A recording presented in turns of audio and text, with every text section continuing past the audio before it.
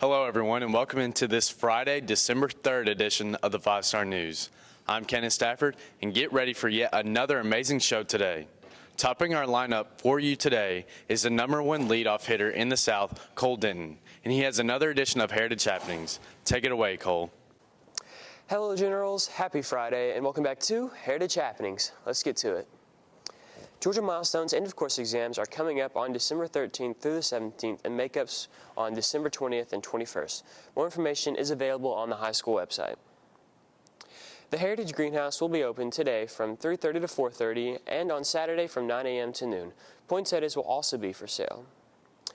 For a change in pace here on Heritage Happenings, since I couldn't find a third school announcement, I am going to be talking about, drumroll, Spider-Man No Way Home. Tickets are on sale now and the movie releases on December 17th, and it could potentially be the biggest movie of the decade, considering its trailer views have already broken Avengers Endgame's records and the ticket website crashed on opening night. I think I speak for most of the students here when I say that I am hyped for this movie. And now on to our weather forecast. Today should be mostly sunny with a high of 72 and a 10% chance of rain.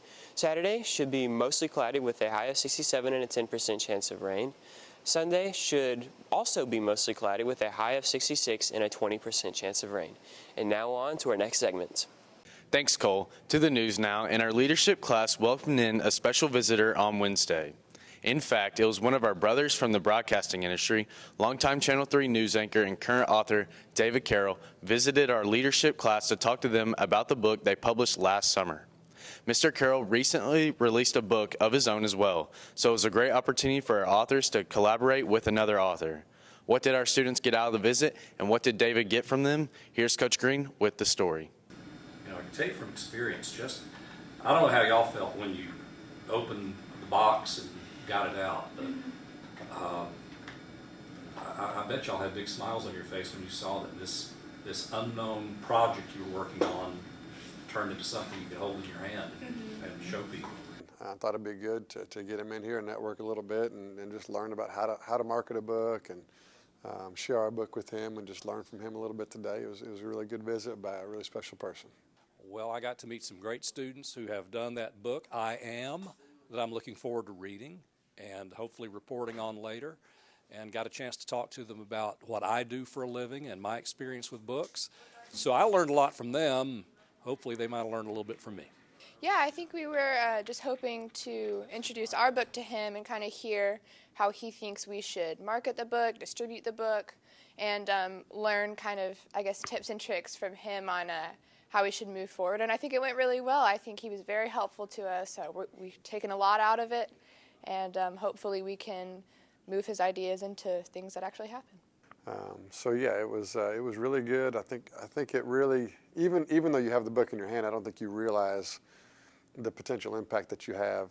And after they've finished the product and now we've got it in, I think just being around somebody like David Carroll gives them confidence and excitement to get the book out. So it was really good for them.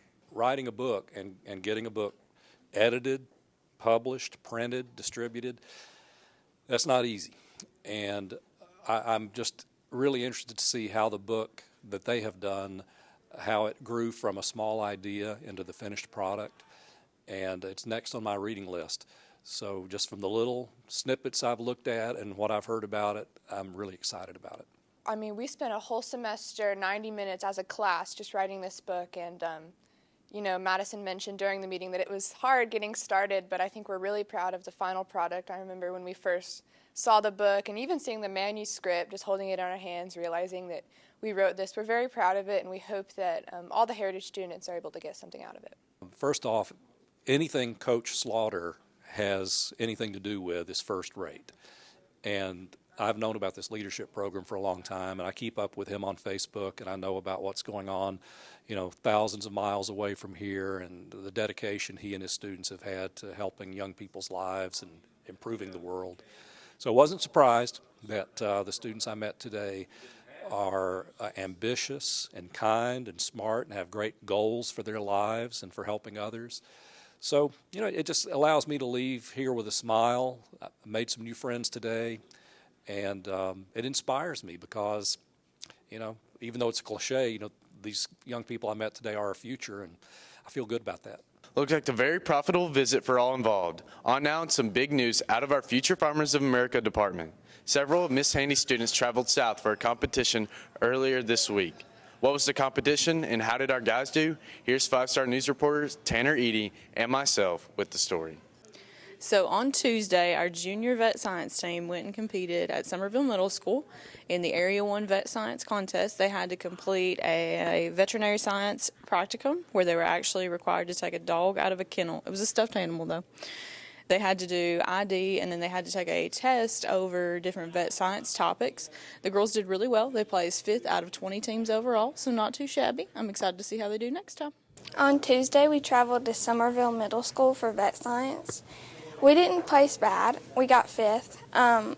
We had 4 girls go. We did a practicum, which was taking a dog out of a cage. We took an exam over basically ferrets and reptiles and hamsters. And then we did an ID, which is basically just identifying different objects and breeds of animals.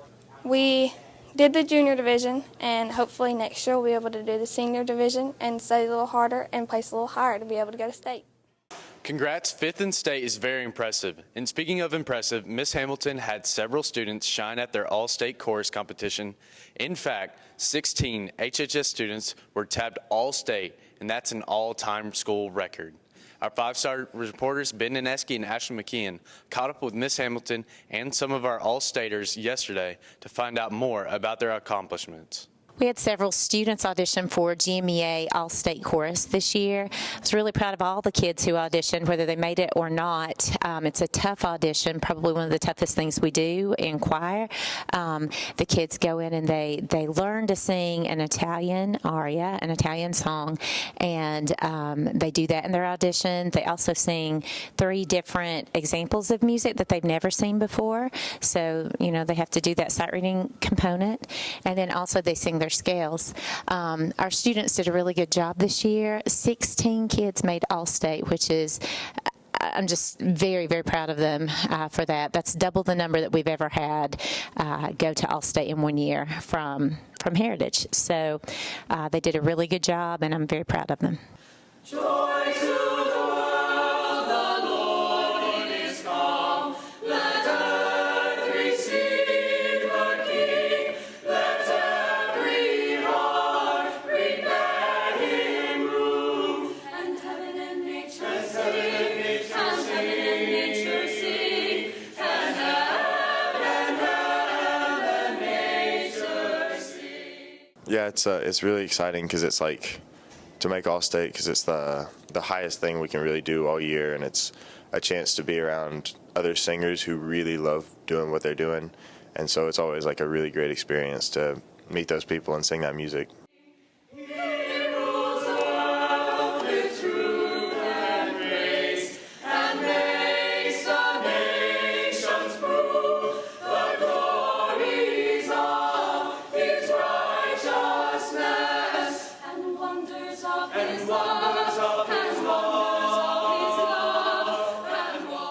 Thanks, Ben, and let's get in a quick break now, but stick around because Hayden and Ryan will join us with sports next. Basketball recaps from LFO and a pretty cool volleyball fundraiser to talk about. Stay tuned. Sports is next. Oh, well. Oh my gosh, what the heck?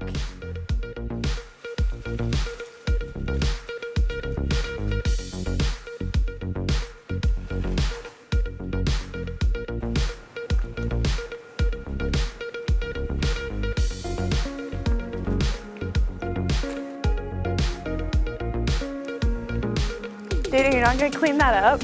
Why would I?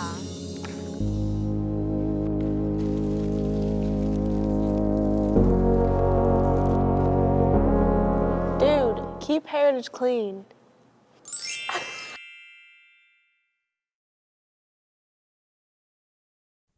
Welcome into sports, everyone. I'm Hayden, and he's Ryan, and we're here to bring you all your sports action today. Sure are, Hayden, as we'll start off with basketball today. That's right, Ryan. The boys and girls team went down to LFO to play against the pretty good team of the Warriors. Right, Hayden, we both fought hard, but we came up a little short. That's right. Well, we'll get you the recap from me and Tate on the girls and Ryan and Carson on the boys. So Tuesday we went out to LFO. They're a really good team. We got a couple of really nice players. Going to be playing at the next level probably. We weren't quite ready just to face that kind of a team and those kind of players. We did improve some from last week over at Ridgeland, so that we're making some progress and we're starting to figure some things out. What I was proud of was the way the guys handled themselves. It was a tough environment, tough atmosphere over there. It was a battle, and our guys never backed down from that. We just got to figure out how to play together and how to play as a team, and we're getting there. We're making strides. So looking forward to it going forward. We're going to figure some things out. We start region play next week, so excited about that. All right, we took on LFO on Tuesday. It was a good game, big crowd, really fun atmosphere to play at, but we just fell up short. We get them back in a week or 2 weeks maybe. We play them again at the Taj, so hopefully it'll be a different story. We're going to keep working and getting better over these next couple weeks, and we just got to figure some stuff out, get our chemistry a little better, and get used to playing it with each other. Yeah, we went over to LFO on Tuesday night, and I thought we played pretty well for the first half, and we competed for the entire game, but I felt like we probably gave the ball to the other team far too many times. You're not going to beat too many teams, especially a team as talented as they are. They had 4 or 5 players that gave us problems, and when you have that much ability, you really have to play very well on the defensive end for 4 quarters. I thought we played really well on defense for 2, but that seems to be the thing we're doing right now is we're playing 2 of the 4 quarters really well, and the other 2 are kind of sloppy. Yeah, yesterday's game didn't go as we planned, but we started off really good in the beginning, and we executed everything we need to. But then when we came back out at the second half, I don't know, our mentality was kind of different because I think we thought we had the game and thought we could put it away. But then we kind of slacked off, and our defense, we didn't really pay much attention to the shooters, and we kind of just played carelessly. But I think our game Friday, we could do better because of the competition, and I think we can just put it behind us and work harder. We've got to shore up some things on the offensive end as far as turning the ball over and making mental mistakes there. Execution will improve as it always does as the year goes on. I think defensively, we've kind of taken a step back, and we're trying to regain our momentum that we had last year defensively. So I think once we do that, and we're working on it every day at practice, and I'll give the girls credit, they really are focusing on getting better each day at practice and moving forward. And I think this Friday against Baylor, I think you'll see an improved defensive basketball team. 2 tough losses for sure, Hayden, as the girls will travel down to Baylor tonight, and the guys won't play again until next Tuesday at Ridgeland. That's right, Ryan. But now on to volleyball. And FCCLA is sponsoring a really cool tournament for our school. Yeah, it's the Snowman Slam, and everybody loves it every year. It's similar to the Powder Puff format, as each class will take on each class, and the final prize is the faculty. Yep, and all the proceeds will go to helping out our volleyball team. Here's reporters Noah Crittenden and Corbin Siebold with the report. So on Thursday, December 9th, we will be hosting the Snowman Slam during activity period here at school. So students will be able to come and pay $3 to watch the boys volleyball tournament. Each grade level will have a boys team that my volleyball players are coaching, and it'll be kind of like a powder puff format. So grade levels will play each other, and the winners of that will play each other, and then hopefully even have a teacher team that will play the winners at the end. I'm fully confident that we're going to win this game. Playing for the juniors, me, Eli, JD, expecting us all to have about 10 points and just absolutely dominate everybody else on the floor. I'm playing for the juniors, and I think it's not even going to be close. We will win every single game because we're already the best class in the school. So it's just not going to be any different. We're just going to win out the whole thing. that's about it. So this is a fundraiser that we do for volleyball, and all of the money that we raise for this goes towards new equipment or jerseys or things that we may need for the upcoming season. Usually it's a pretty fun experience to see the boys get out there and play volleyball, to have my girls coach. So hopefully you guys will all come out and watch and support the volleyball program. And now onto a pretty huge game that's taking place tomorrow in Atlanta at the Mercedes-Benz Stadium. Yes, it's Georgia against Alabama in the SEC Championship. That's right, Ryan. And we know we have a lot of staff members and students who root for each team. Yeah, so Hayden and I are going to get you with some staff and students on what they think about the game. All right, guys, big championship week this week, every conference championship this week, but we're going to be going over the SEC Championship, and this is going to be taking place for sports trivia. Well, this is me and Hayden here, and Hayden's going to go first with the score prediction and what he thinks on the games. Yeah, I mean, it's a tough one to call. You know, Alabama's been a little rocky this season. Georgia's been pretty dominant. Not that many tests. I think it will honestly go the same way it always does. I think Alabama wins it 28-21 with a final touchdown at the last minute. Yeah, that's my prediction. This isn't 2018. Got the SEC Championship this weekend. Big game. Happens every year almost. Taking place in Atlanta. What are your predictions?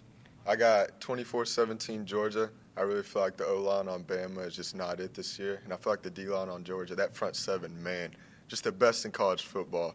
I feel like we're going to get the ball around the 40 about 3 times, and then we're just going to kick our field goals and touchdowns to get the easy win. Sounds like this every year. All right, this is Coach Green here, big Alabama fan. Every year, Alabama seems to win it, but, you know, this year Alabama's been struggling. Georgia's came up top about every game. So what do you think this week with the SEC Championship? Well, I'm excited because my best friend actually got us some tickets, so I'm going to be able to go to watch it for free, but I'm a little leery of it because he's a Georgia fan big time. And I've really not liked Georgia because of him since about 8th grade, so that's a long time back. And I've been telling him if Georgia doesn't beat us this year, they may not ever beat us. But with my heart, I hope Alabama can somehow outscore them. But just knowing football like I do, I'm afraid it might be Georgia's year to win it. They're really good. They've been strong all year. If I have to make a prediction, though, I'm going to go with my heart. I'm going to say Alabama 28 and Georgia 24. So, you know, coming into the SEC Championship, Bama's the underdog. You know, Georgia's looking pretty tough this season, but how do you think y'all's quarterback will hold up under the pressure of Alabama's defense? Well, we lost last year because of Stetson. I really do think we need to put JT Daniels out there, maybe even Carson Beck, because Stetson's just not the move. It's just not. We just got to run the ball on them, and we'll just run down their throats. All right, so SEC Championship this weekend. What are your predictions for this game? Yeah, I mean, this is a big game. This is really Georgia's first test all year. We played Tennessee, Kentucky, Florida. We beat all those teams, which Alabama played close. But we play Alabama this Saturday at 4 o'clock. Been waiting all week.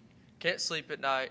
No, I'm just joking. I can. But I think my prediction is going to be 34-24. Georgia's defense is going to come up big. Stetson Bennett's going to throw a few picks, but he's going to come out with the win. Thanks for sports, you two. And now back to the news, and it's Friday, so it's time to see what some of you folks are driving these days. It's time for yet another edition of HHS Rides. Here's Noah, Corbin, and Cole again. Check it out.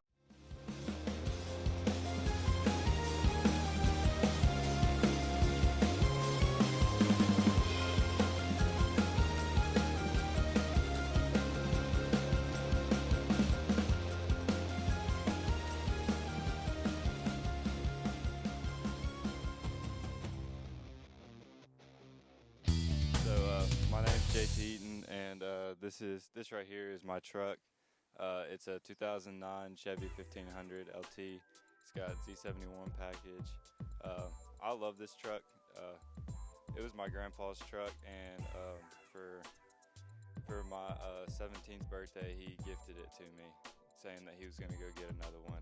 And I've wanted this truck since I turned 16. This has always been my dream truck. He kept it in really good condition. I'm going to do the same with it. I'm going to take really good care of it and everything.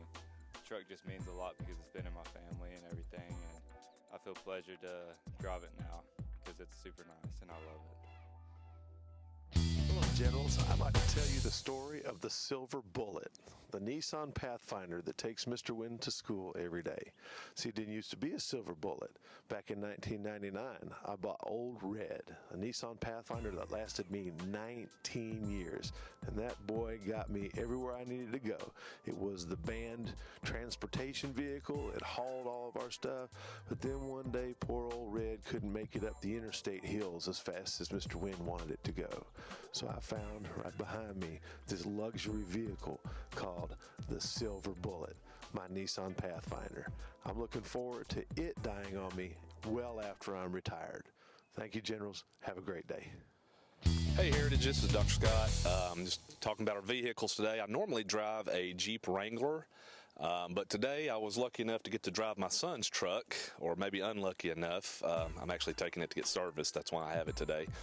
But this truck is a Dodge. It's a Ram 1500 Classic, the Warlock Edition. Bought it when he graduated here at Heritage as he headed off to college. He had been driving an older truck, and so got a little newer model so he could get to college safely and back. I enjoy driving it. It's actually nicer than my car, so I kind of wish I had it full time, but it's a great vehicle. Love it. It's got about 25,000 miles on it now, and maybe one day I can have a nice car like this. And with that, we'll wrap up this Friday edition of the 5-Star News. We will be back on Tuesday with a brand new report. But until then, have a great weekend and stay classy, Heritage.